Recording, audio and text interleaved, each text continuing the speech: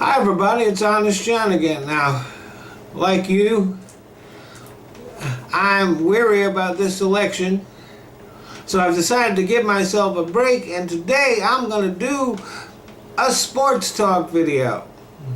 And first of all, couldn't even do a video like this without starting off by congratulating the Chicago Cubs on winning the World Series, ending a 108-year drought. The legendary curse has been lifted. If you don't know about the curse, basically there was this guy, you can look it up if you want to find his name, but he wanted to bring his goat into a game. And the people said, no, you can't bring a goat in here. We don't have seats for a goat. He's going to shit all over the place. What the fuck? And so this guy cursed the Cubs, and since then they've never won a World Series, 108 years ago. But the Cubs finally did break that curse, even though the Cubs manager, Joe Maddon, who has been one of the best managers in the game for years, I guess he was reading too many of his press clippings because he really overmanaged the game and almost cost the game for the Cubs. He took out a pitcher who was doing really well, replaced him with a pitcher. John Lester is a great pitcher, but has problems throwing over to first base. He just made all of these moves that were just unaccountable. But his players bailed him out. They won the game for him, and which is a good thing because he's a great manager, and it would have been a shame if he had fucked up right at the end of the season. And so, once again, congratulations, Chicago. But as the baseball season ends, the NBA season has just begun.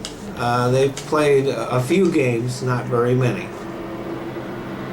And the big news during the offseason was Kevin Durant, superstar ball player, went from Oklahoma City to the Golden State Warriors, who were a powerhouse team. They had won the championship the year before and then lost to Cleveland by 7 games, in 7 games last year.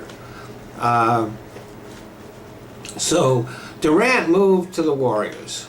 And everybody, all the pundits, all the experts, they predict that Golden State is just a lock to win the championship this year.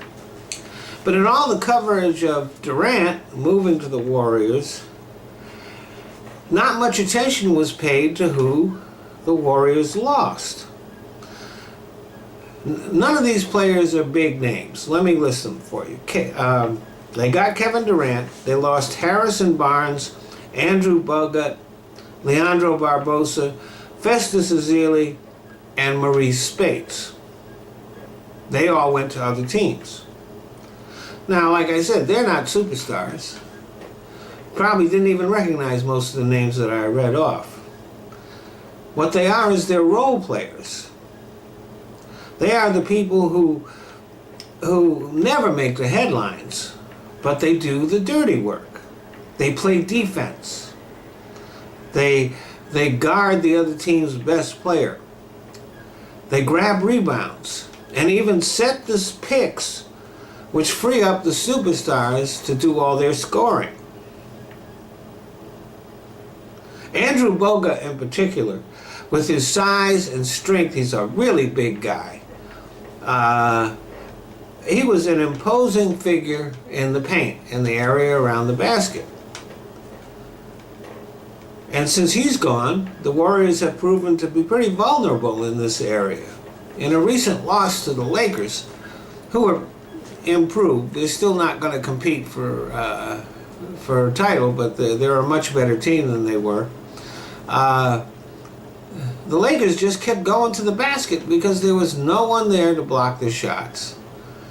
Right? And also, Golden State Warriors have proven to be very vulnerable in the rebounding department. Right? They don't have anybody, they're being out-rebounded every game. Even when they win, the other team is getting a lot more rebounds than they are. So if their shooters go cold, which does happen from time to time, Golden State is going to have a hard time, because yes, they can score, but they can't stop anybody else from scoring either. It's kind of like a corporation that hires a brilliant CEO but then lets their sales staff and their accountants go. Well, no matter how brilliant this guy is, the company is just not going to run as efficiently, and that's what's happening with the Warriors. See, it kind of is like the way society works. Right? We've got all these CEOs making millions and billions of dollars. But the people who are not noticed are oftentimes the people without whom society would fall apart. The cashiers and the stock boys and the folks who flip burgers and sweep floors and lift and carry stuff and collect trash. See, even the lowest paid pro basketball player makes a good living. But those workers, they don't. Even though our businesses and even our society could not survive without them. Thanks for listening.